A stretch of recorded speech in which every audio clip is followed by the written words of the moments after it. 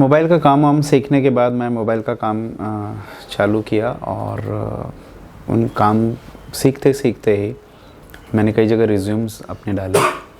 मगर वहाँ प्रॉब्लम ये चीज़ आती थी कि जैसे सर्विस सेंटर्स हैं और बाकी 2-3 जगह पे कि मेरे एज को लेकर थोड़े से कमेंट्स होते थे कि आपका एज ज़्यादा है, आपको नहीं मिल सकता, या फिर आपके एज में प्रॉब्लम है, आप ज़्यादा एज के हैं। तो वो एक अपॉर्चुनिटी मेरे से चूक हो जाती थी। लोग उसके लिए भी पॉइंट करते थे कि अरे ज़्यादा एज है। फिर जैसे घर और बाकी लोगों का भी पॉइंटेशन रहता है, कमेंट रहता है कि क्या कर रहे हो, ऐसा क्यों कर रहे हो, मतलब कहीं ज्वाइन कर लो। मगर उनको ये सिचुएशन नहीं मालूम कि घर पे क्या स्थिति है और मैं बाहर जो फेस कर रहा हूँ, लोग अपॉर्चुनिटी दे ही नहीं रहे हैं, एक्सेप्ट नहीं कर रहे हैं, मेरी एज को सामने ले आ रहे हैं। तो ये सब सिचुएशन से भी गुज़रा। मैंने कोशिश करी सर्विस सेंटर और घर से भी काम चालू किया कि घर से करूं। मगर जैसे मैंने आपको बताया कि फाइनेंशियल कंडीशन वैसे ही नहीं थी मेरी कि मैं एज अ शॉप ओपन कर सकूं या बिज़नेस कर सकूं। तो मैंने घर से ही चालू किया। तो घर से जो अपॉर्चुनिटी मिलती है वो बहुत कम मिलती है एक शॉप के मुकाबले अगर देखा जाए तो। फिर उसको करते करते कुछ इंसिडेंट्स मेरे साथ हुए थे जिसका मेरे साथ माइनस भी हुआ है। हो सकता है उसके कारण भी मैं बाहर जाके जॉब सर्च नहीं कर पाता, क्योंकि एक एक्सीडेंट हुआ था जिसमें मैं अपने बाईं आँख की रोशनी खो दी थी।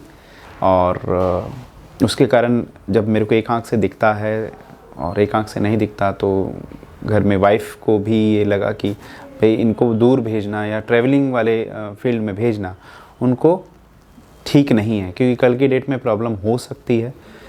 तो इसलिए मैं आउट ऑफ सिटी या फिर आउट ऑफ टाउन जाके जॉब नहीं कर पाया। देन जैसे मैंने बताया कि मदर के जाने के बाद मुझे एक सडनली एक प्रॉब्लम हुई थी, एक मेडिकल कंडीशन आ गई थी एपिलेप्सी की। मिर्गी टाइप के दौरे आते, झटके आते थे। उसके कारण भी बहुत डिस्टर्ब रहे फैमिली मेम्बर्स, मैं भी 6-7 महीने के करीब। उस समय भी काम थोड़ा सा स्टॉप हो गया। फिर जब मैं मार्केट में निकलता था या जाता था तो फिर वही कमेंट्स आते थे कि आपकी एज ज़्यादा है, ये ज़्यादा है, ये सब चीज़ें हैं। तो मेरे को थोड़ा सा अंदर ही अंदर एक चीज़ ख़राब लगती थी कि मैं इतना मेहनत कर रहा हूँ, इतनी चीज़ें कर रहा हूँ, फिर भी मुझे वो रिस्पॉन्स पॉजिटिव क्यों नहीं मिल रहा। फिर भी मैंने सोच लिया कि जो नहीं मिल रहा उसको छोड़ दीजिए, जो मिल रहा है उसको ही एक्सेप्ट करके आगे चलने दीजिए। फिर ड्यूरेशन लॉकडाउन मैंने अपने आप को थोड़ा सा पॉलिश करने की कोशिश करी, क्योंकि उस समय तो किसी के पास काम नहीं था और मेरे पास तो पहले से ही काम नहीं था, तो उतना ज़्यादा टेंशन नहीं थी। मगर वाइफ के सपोर्ट था, तो मैंने कविताएं लिखना, गीत लिखना, ये सब चीज़ चालू करे और कुछ कोशिश करी, उसको पोस्ट करना चालू किया। तो लोगों का रिस्पांस अच्छा आने लग गया, ठीक ठाक मतलब हो गया। एज अ कैरियर नहीं बोल सकता, क्योंकि आज मैं ज़ोमैटो का काम कर रहा हूँ। ज़ोमैटो में भी कुछ समय पहले ही ज्वाइन किया हूँ, क्योंकि घर की फाइनेंशियल कंडीशन आप वैसे नहीं कर सकते क्लिनिक्स से, क्योंकि आप जब प्रसिद्ध नहीं हो जाते तब तक आपको कोई पूछता नहीं है। तो बस मैंने कोशिश करी, अभी ज़ोमैटो का काम कर रहा हूँ और ज़ोमैटो से उतनी अर्निंग तो नहीं हो पाती, मगर हाँ इतना है कि फैमिली में एक सपोर्ट कर पा रहा हूँ। वाइफ को भी कई बार लोगों से, बाकियों से, उनको भी थोड़ा सा लगता रहा होगा कि लोगों के सुनने पर कि आप कुछ करते क्यों नहीं, ऐसा उनसे बहुत सारे लोग क्वेश्चन करते थे कि भाई आपके हस्बैंड कुछ कर नहीं रहे हैं, आपको टेंशन नहीं होती क्या। तो वैसा उन्होंने फील कभी नहीं होने दिया मुझे, हमेशा सपोर्ट किया वाइफ ने, घर वालों ने। तो अभी तक मैं कोशिश में हूँ कि आगे करते रहूं। और जैसा मैंने कहा, ज़िंदगी या तो हमें सिखाती है या तो आपको डरना सिखा देती है, या तो फिर आपको जीत दिला देती है। तो शायद तक मेरे अभी लड़ने का जो पीरियड है वो अभी ख़त्म नहीं हुआ है। लाइफ आपको जहाँ तक लेके जाती है, जहाँ तक सिखाती है। ज़िंदगी वही है ना, सीखने और लड़ने का काम है। ज़िंदगी कभी हारने नहीं देती और ना ही आपको मेरे ख्याल से हारना चाहिए कभी, है ना। तो वैसे ही कंटिन्यूशन में चलते रहिए, काम करते रहिए।